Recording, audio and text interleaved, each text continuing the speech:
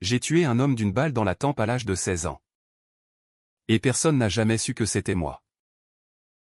Ma cousine, violée par son propre oncle à 13 ans, a été vendue comme une marchandise pour effacer la honte familiale. Et j'ai regardé son esprit se briser sans un mot. 10 ans plus tard, je suis devenue la chirurgienne qui sauve des vies le jour et la justicière qui les ôte la nuit. Parce que la loi française protège les monstres tant qu'ils sourient en public. Paris. Cette ville des lumières éternelles m'a toujours paru comme un mensonge poli. J'y suis né. Dans le 18e arrondissement. Là où les immeubles haussmanniens côtoient les tours HLM comme des amants mal assortis. Et où l'odeur de baguettes fraîches se mélange à celle du couscous épicé des familles immigrées. Mon nom est Aïcha Ben Ali. Mais dans les cercles que je fréquente désormais, on m'appelle simplement la docteure. À 30 ans, je dirige un service de neurochirurgie à l'hôpital Bichat, où je répare des cerveaux fracassés par des accidents absurdes ou des maladies impitoyables. Mes mains, fines et précises, ont sauvé des centaines de vies. Mais la nuit, quand les néons de la ville dansent sur les murs de mon appartement haussmannien du Marais, ces mêmes mains serrent un scalpel ou un Glock 19.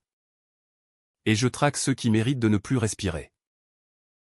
Tout a commencé par le sang de ma cousine, Laïla. Elle avait 13 ans. Une gamine aux yeux noirs comme l'encre, avec des tresses qui dansaient quand elle riait, ce rire qu'elle a perdu un soir d'été 2008. Nous vivions tous dans la même tour du quartier de la Goutte d'Or, ma mère, veuve d'un ouvrier algérien mort d'une crise cardiaque à l'usine Renault, mon oncle Karim, le patriarche autoproclamé, importateur de tapis persans qui masquait un trafic de drogue mineure, et une ribambelle de cousins entassés dans des appartements minuscules. Laïla était la perle de la famille. La petite qui rêvait de devenir professeur de français, dévorant Victor Hugo sous sa couette éclairée par une lampe de poche. Ce soir-là, j'avais 14 ans. J'étais censé réviser mes maths pour le brevet. Mais le bruit m'a tiré du lit. Des murmures étouffés. Puis un cri à un seul. Comme un oiseau qu'on égorge. J'ai couru dans le couloir sombre, pieds nus sur le lino collant. Et j'ai poussé la porte de la chambre de Laïla. Là, sur le lit défait, mon oncle Karim, torse nu et en sueur, l'a plaqué au matelas. Elle se débattait en silence, les yeux écarquillés de terreur. Une main sur sa bouche. Il m'a vu dans l'encadrement. Ses yeux porcins injectés de vin et de désir. Dehors. Petite salope, a-t-il grogné, sans même se relever. J'ai reculé, le cœur cognant comme un marteau-piqueur. Et je n'ai rien dit. Pas un mot. J'ai refermé la porte. Et je suis retourné dans ma chambre, où j'ai vomi dans la cuvette des toilettes jusqu'à ce que mes côtes me fassent mal. Le lendemain, Laïla n'a pas pleuré. Elle a souri au petit déjeuner, servi le thé à la menthe comme si de rien n'était. Mais ses mains tremblaient sur la théière en argent cabossé, héritage de notre grand-mère à Alger. Ma mère, Fatima, a vu les bleus sur ses bras ou des marques de doigts comme des menottes. C'est rien. Maman? Je suis tombé dans l'escalier, a murmuré Laïla, les yeux baissés sur son bol de semoule. Karim était déjà parti pour son travail.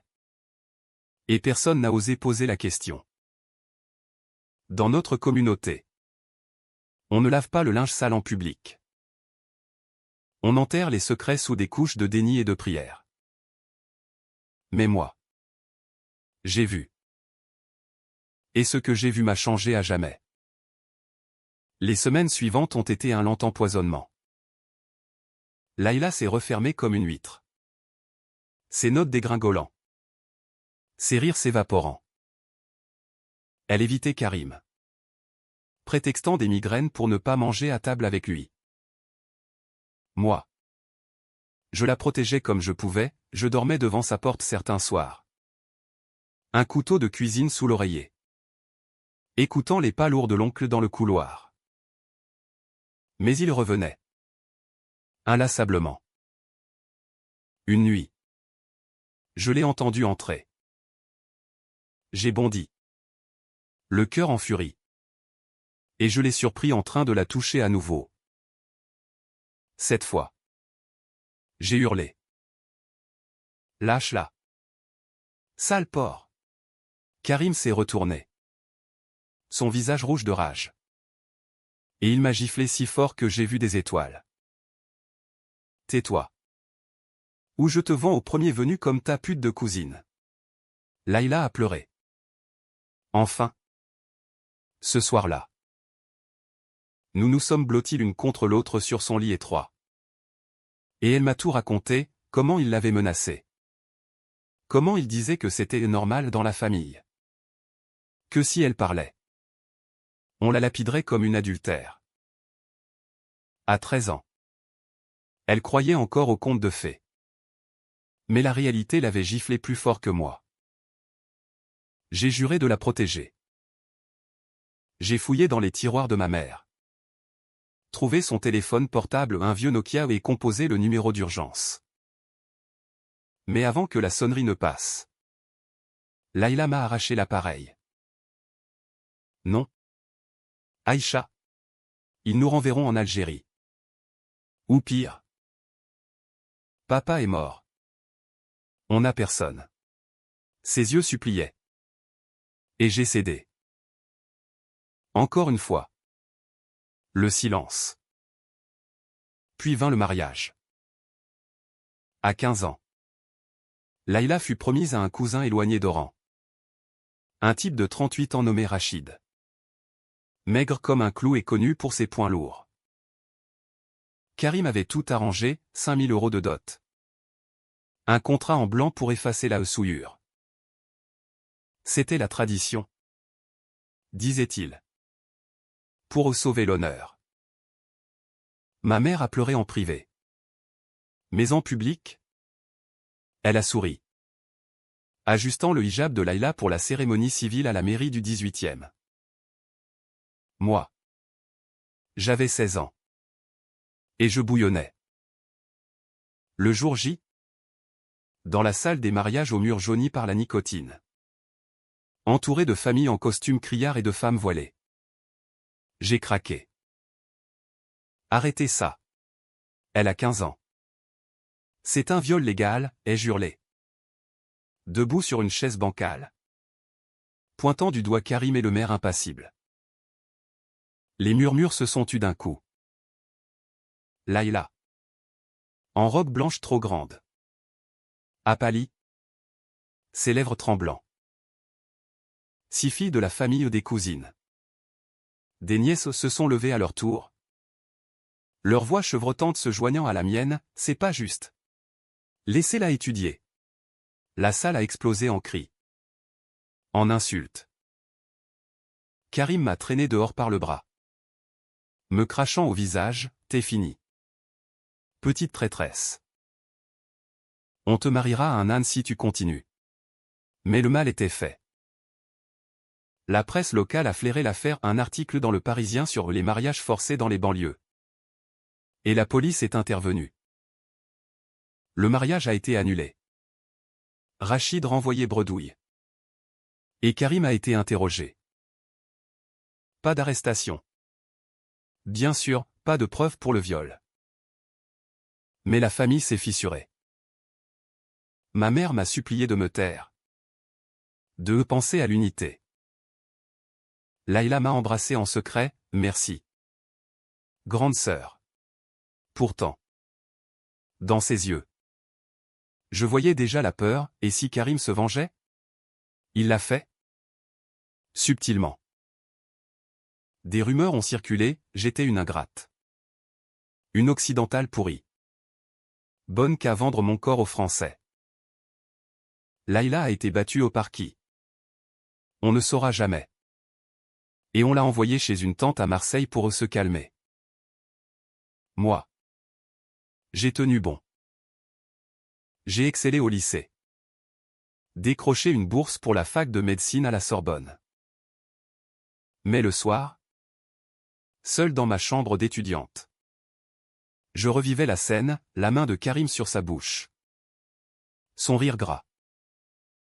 Et je me jurais, un jour, je le ferai payer. Pas avec des mots. Avec du sang. C'est là que j'ai rencontré Elias. Il était interne en psychiatrie. Un beau gosse aux yeux verts et à l'accent marseillais chantant.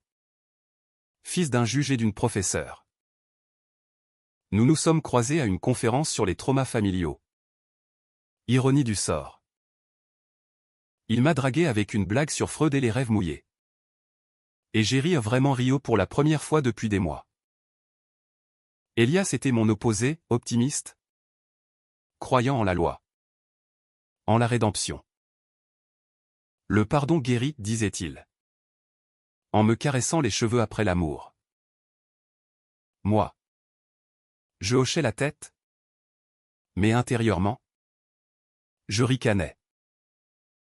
Le pardon? Pour des monstres comme Karim? Non. La vengeance? Elle? Forge l'acier. Nous nous sommes mariés à 25 ans. Une cérémonie laïque dans un jardin public de Montmartre. Avec des amis bobos et ma mère en larmes de joie. Laïla était là. Enfin majeure. Étudiant l'informatique à distance. Un fantôme souriant. Karim n'était pas invité, il purgeait une peine pour trafic de stupéfiants.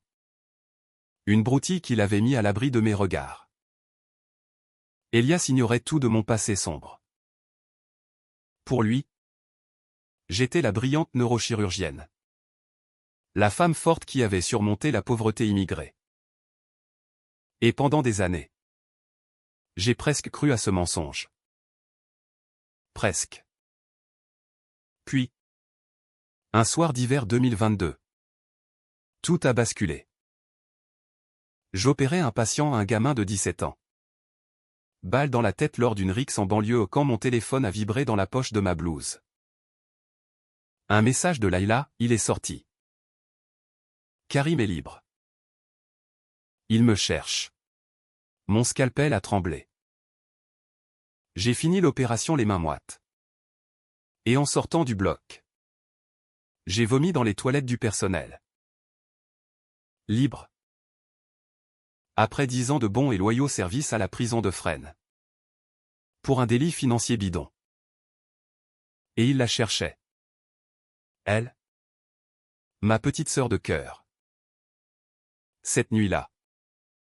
Elias dormait profondément quand je me suis levé. J'ai ouvert le tiroir de la commode. Sorti la boîte à bijoux où je cachais mon secret, un Glock 19.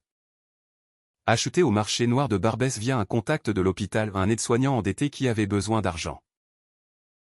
Je l'avais testé une fois. Dans une carrière abandonnée de la Seine-et-Marne. Le recul me rappelant le choc de la gifle de Karim. Je l'ai chargé. Le métal froid contre ma paume. Et je suis sorti dans la nuit parisienne. La vengeance n'attend pas. Elle frappe quand le monstre respire encore. Les rues de Paris la nuit sont un labyrinthe de néons et d'ombres. Où les touristes endormis laissent place aux âmes errantes. Je marchais vite. Le manteau serré sur ma poitrine. Le Glock glissé dans mon sac à main, un banal Vuitton que j'avais acheté pour masquer mon deuil. Mon cœur battait au rythme des klaxons lointains. Un métronome de rage contenue. J'avais tracé le chemin dans ma tête, Karim vivait désormais dans une HLM délabrée de Saint-Denis. Un quartier où les kebabs sentent le hache et où la police patrouille en meute. Laïla m'avait envoyé l'adresse par SMS. Terrifié, il sait où je travaille. Laisse-moi gérer. Aïcha. Gérer? Comme si on gérait un viol comme une facture en retard. J'arrivais vers minuit.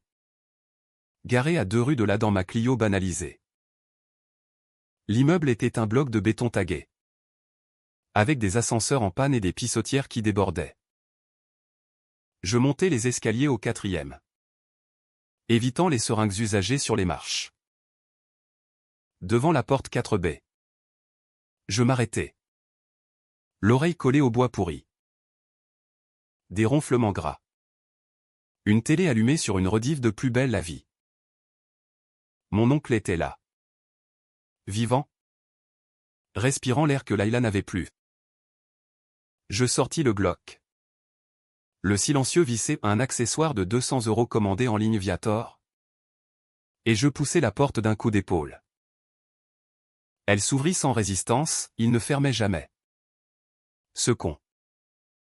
Karim était vautré sur un canapé défoncé. Une bouteille de Mahou à la main. Torse nu comme ce soir maudit. La pièce puait la sueur et le tabac froid. Des photos de famille jaunies sur les murs dont une de Layla enfant. Innocente. Il sursauta.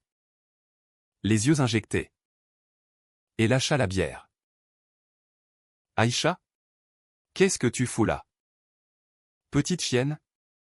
Sa voix était pâteuse. Mais la peur y perçait déjà. Je levai l'arme. Le canon pointé sur sa tempe ridée. Pour Layla, dis-je.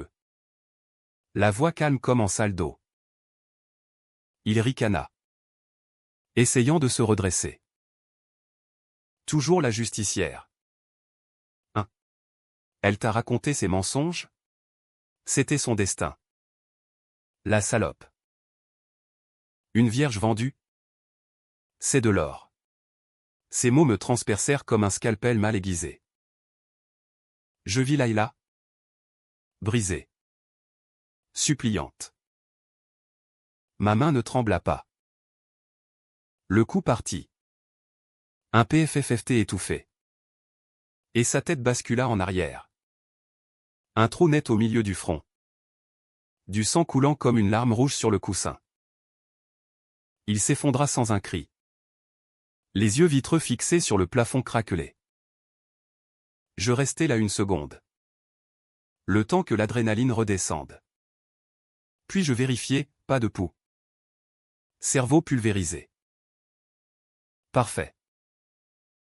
Je rangeai l'arme. Essuyai la poignée sur sa chemise. Et sortis comme un fantôme. Dans l'escalier. Un chat miaula, sinon. Silence. De retour chez moi. Elias ronflait toujours. Je me glissai sous les draps. L'odeur de sang imaginaire sur ma peau. Le lendemain. Le journal titrait « Meurtre crapuleux à Saint-Denis, un ancien dealer abattu chez lui ». Pas de suspect. Pas de mobile clair. J'allais au boulot. Opérer un AVC en urgence. Souris à mes collègues. Layla m'appela le soir, il est mort. La police dit que c'était une dette de drogue. Sa voix tremblait de soulagement mêlé de culpabilité. C'était pas toi. Hein? Je ris. Doucement. Bien sûr que non.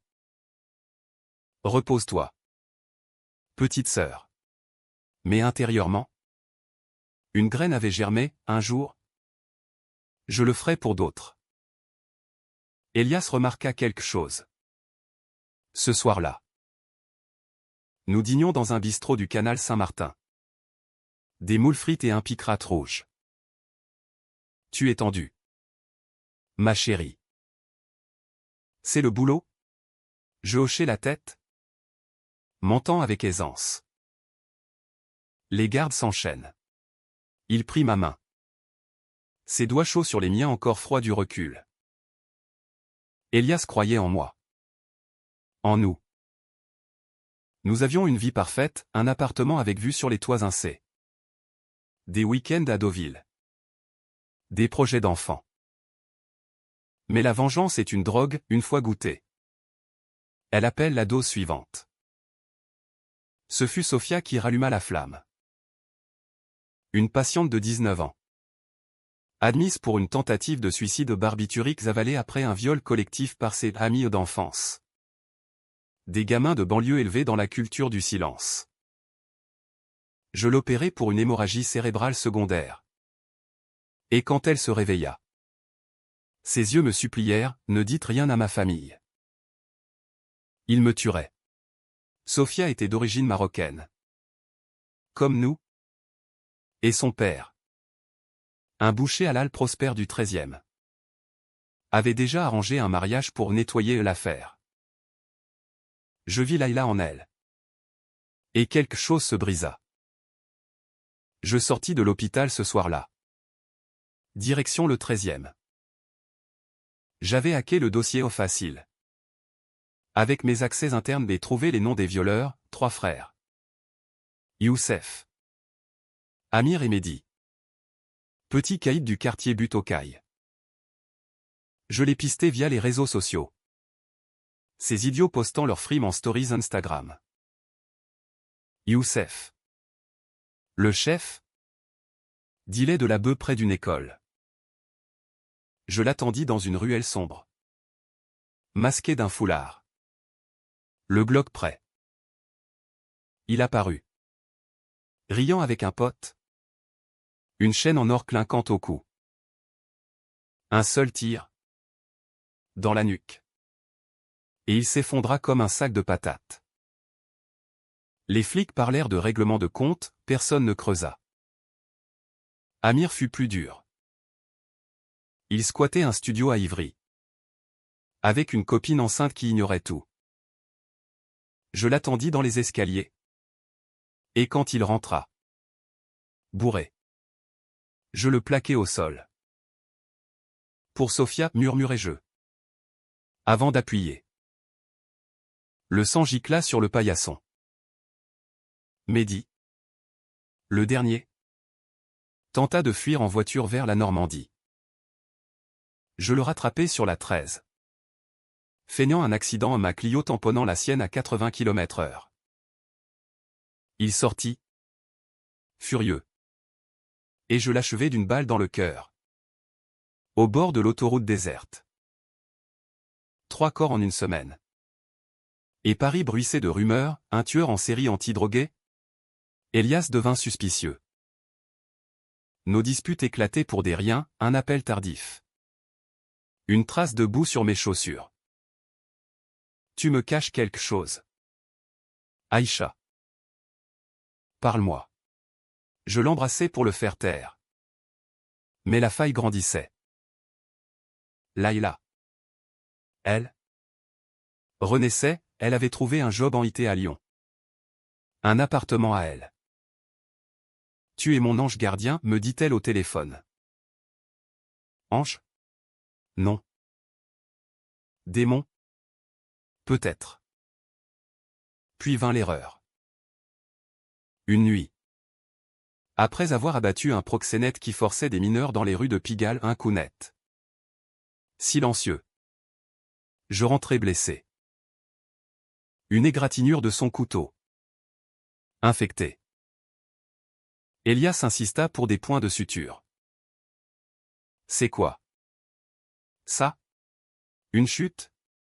Je hochai la tête. Mais ses yeux s'attardèrent sur la cicatrice fraîche. Le lendemain. Il fouilla mon sac. Le Glock. La fin du monde en un déclic. Elias me confronta dans la cuisine. Le matin du 15 novembre 2023. La lumière filtrant à travers les volets en bois peint. Illuminant les pots de yaourt sur le comptoir, une scène domestique si banale qu'elle en devenait obscène. Il tenait l'arme dans un torchon. Les mains tremblantes. Son visage pâle comme un linceul. C'est à toi. Dis-moi que non. Aïcha. Je bus une gorgée de café. Brûlant. Pour me donner du temps. C'est à moi. Pas de mensonge. Pas cette fois. Ses yeux s'écarquillèrent. Mélange de trahison et de terreur. Mon Dieu. Les meurtres. C'est toi. Le chirurgien de l'ombre? Les journaux en parlent partout. Le chirurgien de l'ombre, c'est ainsi que la presse l'avait surnommé. Après que j'eus laissé une incision précise sur la joue d'un pédophile. Un chirurgien lui-même. Avant de l'achever. 5 corps en 2 mois, proxénètes. Violeurs. Pères arrangeurs de mariage forcés. Tous liés par un fil rouge invisible, le silence des victimes. Elias lâcha le Glock sur la table. Comme s'il brûlait. Pourquoi? Tu es médecin. Bon sang. Tu sauves des vies. Je ris. Un rire amer qui ricocha sur les murs crème. Et eux? Qui sauve les Layla? Les Sophia? La loi? Elle les protège. Ces ordures. Tant qu'il nie. Je lui racontais tout. Alors. Le viol de Layla. Le mariage avorté. Le sang de Karim sur le canapé. Elias écouta. Assis sur une chaise. Les poings serrés. Psychiatre. Il analysait déjà, trauma transgénérationnel. Syndrome du justicier. C'est pas une excuse. Aïcha. Tu deviens un monstre. Monstre. Le mot me frappa plus fort qu'une balle. Mieux vaut un monstre qui protège que des saints qui regardent ailleurs.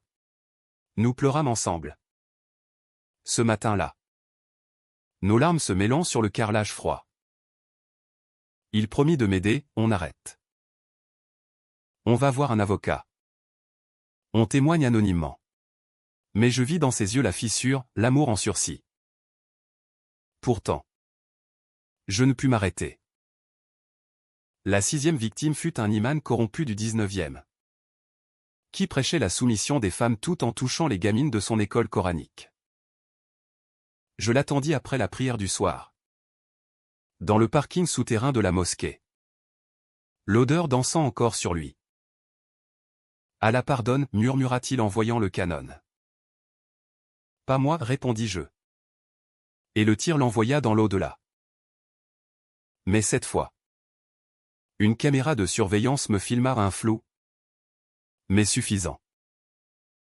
Les flics bouclèrent le quartier, Elias me supplia de fuir. Va à Lyon. Chez Layla. Je couvre tes traces. Je partis. Le cœur en lambeaux. Roulant sous une pluie battante vers le sud. Lyon. Ville des lumières piémontaises. M'accueillit comme une sœur prodigue. Layla m'installa dans son petit 2 pièces de la Pardieu. Avec vue sur la Saône argentée. Reste. Grande sœur. On recommence à zéro. Elle avait changé, cheveux courts. Tatouage discret d'un phénix sur l'épaule. Un job stable chez une start-up tech. Nous cuisinâmes du tagine ce soir-là. Riant des souvenirs idiots comme la fois où nous avions volé des bonbons au marché de Barbès. Mais la nuit, je ne dormais pas. Le Glock sous l'oreiller. Je guettais les ombres. Elias appelait tous les jours. La police soupçonne un gang. Tu es clean. Mais sa voix craquelait. Hanté. Puis, un soir, il lâcha, je t'aime encore. Reviens. J'hésitais. La vengeance avait un goût doux amer. Comme le miel sur du pain grillé. Peut-être pouvais-je arrêter? Me contenter de sauver des vies au bistouri. D'élever un enfant avec lui? Mais le destin. Ce salaud? En décida autrement. Sophia. Ma patiente. Me contacta via un burner phone que j'avais laissé à l'hôpital. Ils savent. Mon père. Il a engagé des gens pour me ramener au point. Son père. Le boucher. Lié à un réseau de mariage forcé dans la communauté maghrébine lyonnaise. J'attrapais mes clés. Le cœur serré. Où es-tu? Un motel sordide de Vénissieux. Banlieue grise où les rêves s'asphyxient. Je la trouvais recroquevillée sur un lit au drap jauni. Les yeux rougis. Il veut me marier à un cousin de 45 ans. Pour l'honneur. L'honneur. Ce mot me donna la nausée. Nous fûmes attaqués au petit matin.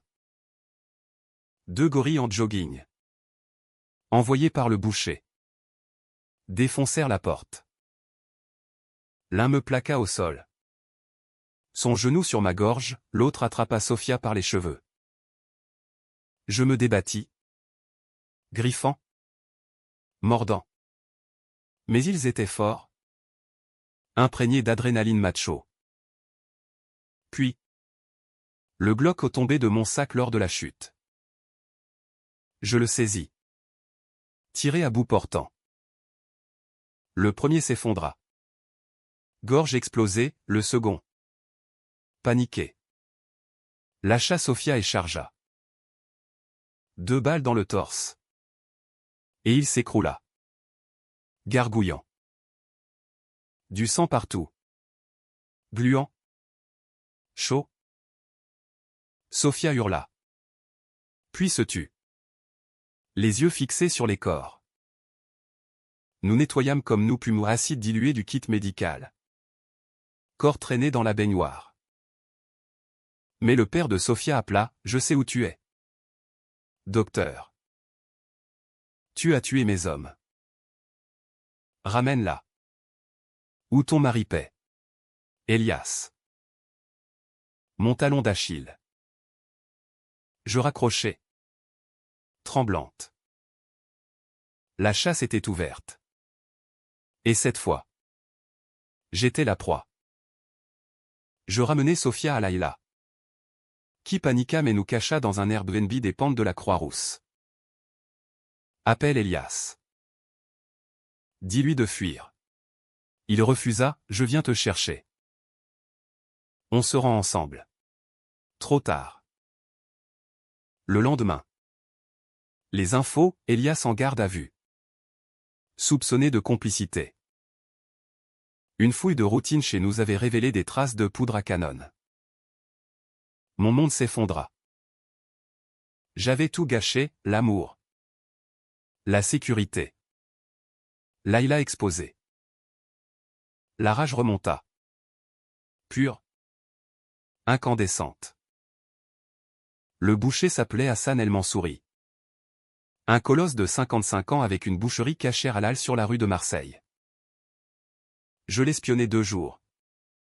Masqué en livreuse Uber Eats. Il vivait au-dessus du shop. Avec une femme soumise et 5 fils tous dans le coup. Probablement.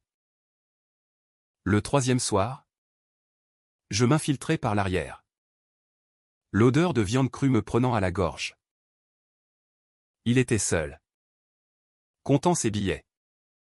Le dos tourné. Pour toutes les Sophia, dis-je. Le canon contre sa nuque. Il se figea. Tu es la diablesse. Mon fils a dit que tu soignais des putes. Je tirai. Et son crâne éclaboussa le mur de tuiles blanches. Mais ses fils rentrèrent plus tôt. Un coup de feu. Une course-poursuite dans les ruelles lyonnaises. Pluie et pavés glissants. L'un m'effleura l'épaule d'une balle, je l'achevai d'un tir chanceux. Les 2 autres fuirent. Appelant les flics. Je disparus dans la nuit. Blessé. Le bras en feu. Retour à l'Airbnb, Laïla et Sophia attendaient. Terrifiés. On doit partir. Canada. Peut-être. Mais Elias. En cellule. Il craqua sous l'interrogatoire. Ma femme. Elle venge sa cousine. Violée. Mariage forcé. Les flics connectèrent les points. Manchette dans le Progrès, la docteure vengeresse, une chirurgienne traque les bourreaux des femmes. Je devins fugitive. Cachette en série, un grenier chez une collègue complice à Grenoble. Puis un van aménagé vers les Alpes. Layla partie seule pour le Portugal. Sofia sous protection anonyme. Elias fut libéré faute de preuves. Mais notre mariage était mort. Je te pardonne pas, me dit-il au téléphone. Voix brisée. Mais je t'aime toujours. Arrête. S'il te plaît. Arrêtez. La France entière savait désormais, des pétitions en ligne. Docteur Vengeresse. Des femmes brisées me contactant en secret. J'étais un symbole. Un monstre glorifié. Pourtant. La paranoïa s'installa. Chaque ombre était un flic. Chaque appel un piège. Je changeais de look, cheveux teints en blond. Lunettes. Manteau ample. À Annecy. Lac turquoise sous un ciel d'acier. Je repérais ma première cliente, une ado de 16 ans. Battue par son père pour avoir refusé un voile intégral. Le père. Un employé SNCF radicalisé. Je l'attendis à la gare. Le tuer d'un coup de scalpel propre. Médical. Mais un témoin. La traque s'intensifia. Fuir. C'est une science. J'appris vite, carte SIM jetable. VPN sur un laptop volé. Sommeil en tranche de 2 heures dans des motels anonymes le long de la 41. Mon bras infecté suppurait. Fièvre me tordant les entrailles. Mais je refusais les hôpitaux au trop de traces. À Chambéry. Je volais des antibiotiques dans une pharmacie de garde. Payant cash avec des billets souillés de sang imaginaire. Les nouvelles me hantaient via une radio volée, la docteur Vengeresse toujours en cavale. 4 nouveaux meurtres liés à des affaires de violence conjugale. 4. J'en avais fait 3 depuis Lyon. Quelqu'un m'imitait. Un copycat. Ou pire. Un allié. Elias m'envoya un message crypté via Signal, je gère la presse. Dis à Layla que je l'embrasse. Layla. En sécurité à Lisbonne. M'écrivait des mails codés, recettes de cuisine pour dire je vais bien. Mais Sofia. Disparue. Son père mort? Elle avait fui seule. Et les rumeurs disaient qu'elle s'était suicidée dans un canal de Lyon. Le deuil me frappa comme une balle perdue, j'avais voulu la sauver. Et je l'avais tuée indirectement. La nuit. Dans un parking souterrain d'Albertville. Je pleurais pour la première fois depuis Karim. Des sanglots rauques qui me laissaient vider. Pourtant. La liste grandissait. Des messages anonymes sur un forum dark web que j'avais créé au docteur. Aidez-moi. Des histoires de viols impunis. De filles mariées à 15 ans dans des mosquées clandestines de Roubaix ou de Mulhouse. La France. Terre des droits de l'homme. Cachait ses abysses, 70 000 cas de violence intrafamiliale par an. Selon les stats que j'avais mémorisés. Et la moitié étouffée par la culture du silence. J'étais leur scalpel. Taillant la chair pourrie. Ma prochaine cible, un réseau à Marseille. Un oncle et ses neveux. Trafiquants de chairs humaines ou des mineurs arrachés à leur famille pour des unions traditionnelles payantes. J'y allais en train. Compartiment de nuit. Feignant la touriste épuisée. Marseille. Ville phénicienne aux calanques turquoises. Masquait son ventre pourri sous le vieux port. Je louais une chambre d'hôte à la Panouse. Et pisté via des contacts d'Elias, il avait des amis flics discrets. L'oncle Mourad. Tenait un café arabe place aux Huiles. Façade légale pour ses deals. Je l'attendis 3 jours. Observant ses routines, prière à la mosquée des réformés. Dîner avec ses neveux dans un resto de la Canebière. La nuit du 4e. Je m'infiltrai chez lui. Une villa modeste des quartiers nord. Il dormait, ronflant comme un buffle. Une femme ligotée dans la cave, une gamine de 14 ans. Yeux bandés. Tremblante. Chut, murmurai-je en la libérant. Elle s'appelait Nadia. D'Alger. Vendue par sa mère. Je la fis sortir par la fenêtre. Un taxi l'emmenant vers un refuge que Layla avait contacté. Mourad se réveilla au moment où je pressais le Glock sur sa gorge. Qu'est-ce que... La docteur? Il avait suivi les news. Le salaud. Oui. Pour Nadia. Et toutes les autres. Il supplia. En arabe matiné de français, c'est le destin. Voilà. Les familles veulent ça. Je tirai. Un seul coup. Et son sang inonda le tapis persan. Mais les neveux arrivèrent. Alertés par un bruit. Une fusillade dans la villa, balles sifflant. Plâtre volant. J'en eus un au ventre. L'autre à la jambe. Le troisième s'enfuit. Mais je le traquai jusqu'au port. L'achevant d'un plongeon forcé dans l'eau noire, nage avec les poissons. Charognard. Blessé à la cuisse. Je rampai jusqu'à un hôpital de la Timone sous un faux nom. Les internes me recousirent sans poser de questions, en Marseille en voie d'autres. Mais là, dans la salle de réveil, un flic en civil m'interrogea. Vous ressemblez à quelqu'un? Mademoiselle. Je souris. Faible, on me le dit souvent. Il partit.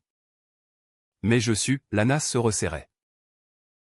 Elias confirma par mail, Interpol sur l'affaire. Ils ont ton ADN d'une scène à Lyon. ADN.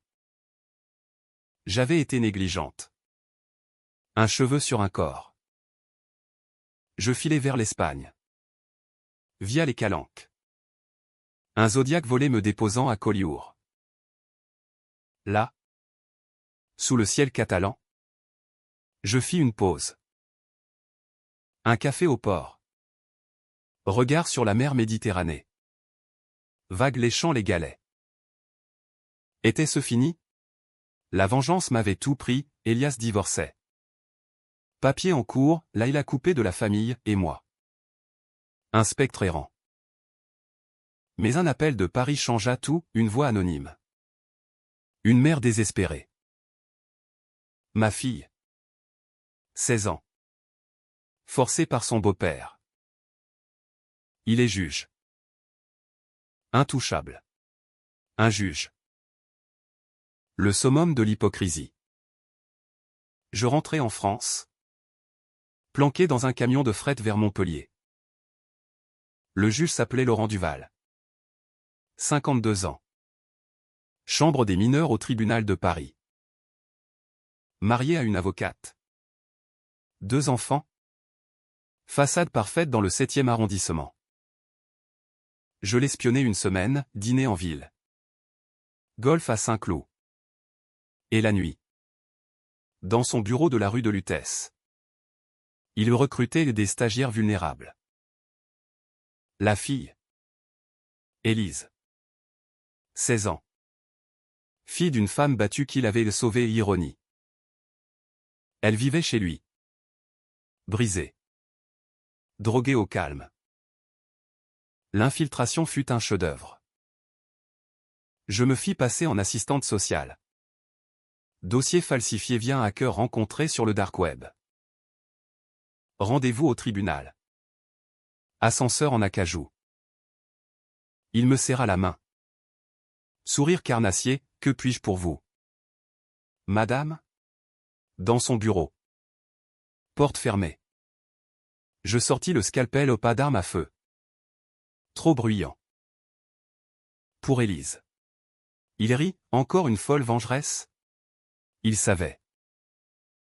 Il bondit. Mais j'étais plus rapide, une incision au poignet. Artère tranchée. Il s'effondra. Gargouillant. Du sang formant une flaque comme une carte de France tordue. Élise. Prévenue par un mot glissé. S'enfuit par la fenêtre de service. Mais le chaos. Alarme.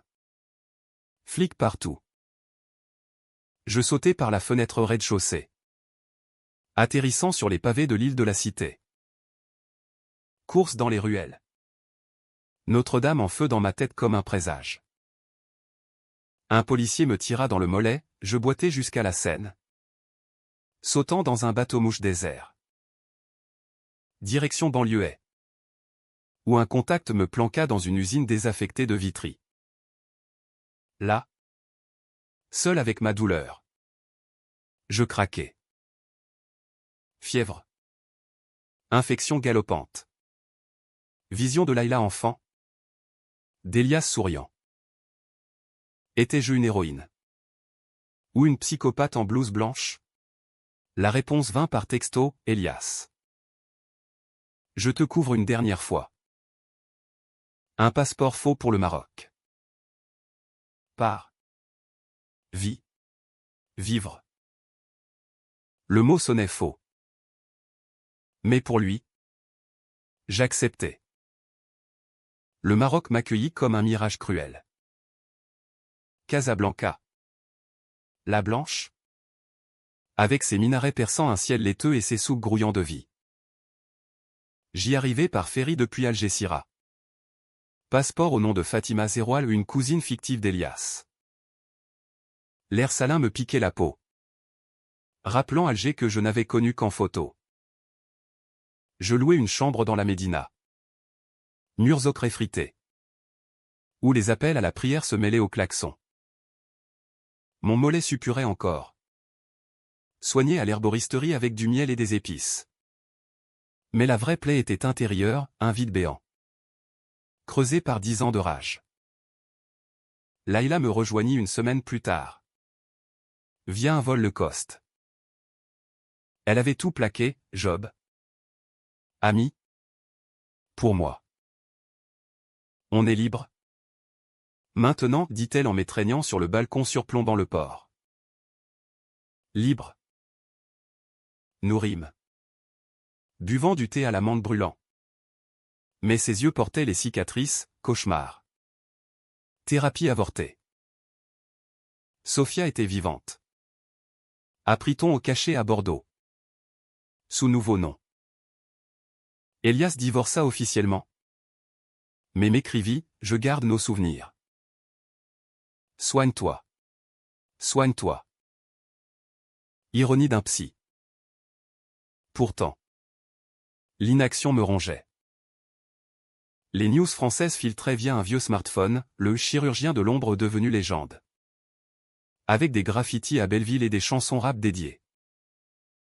Des femmes s'en inspiraient, une vague de plaintes pour violence.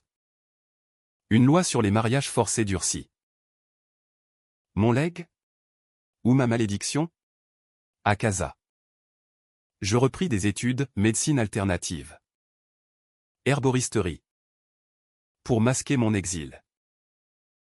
Mais les nuits. Je rêvais de sang. De balles. Et je me réveillais en sueur. Le fantôme du Glock dans la main.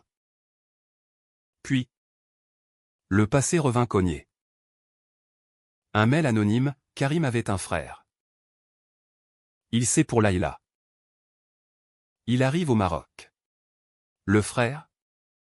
Abdel. Un flic corrompu d'Oran.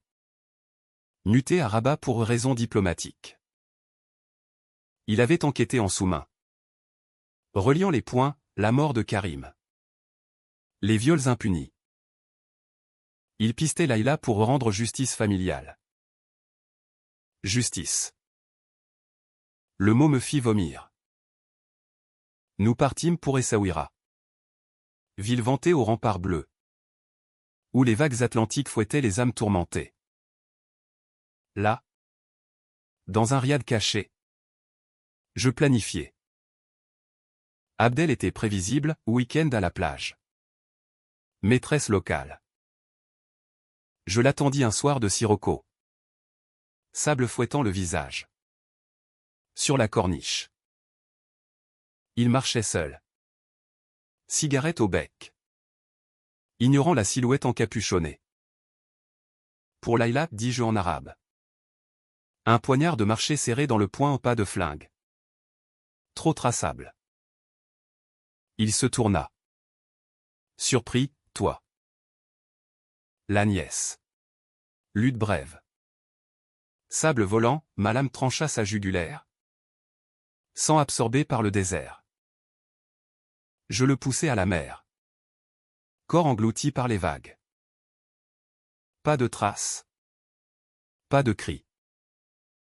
Mais Layla l'a pris. Arrête. Aïcha. C'est fini. Nous nous disputâmes pour la première fois. Elle hurlant dans le riad aux azuléjo fêlés, tu me tues à petit feu. Je veux vivre.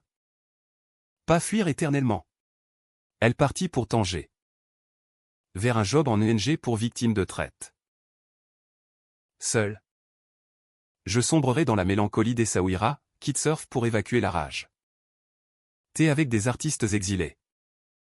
Lecture de Camus au La peste comme miroir de ma vie. L'absurde, venger pour libérer. Et se retrouver prisonnière. Un an passa. Puis.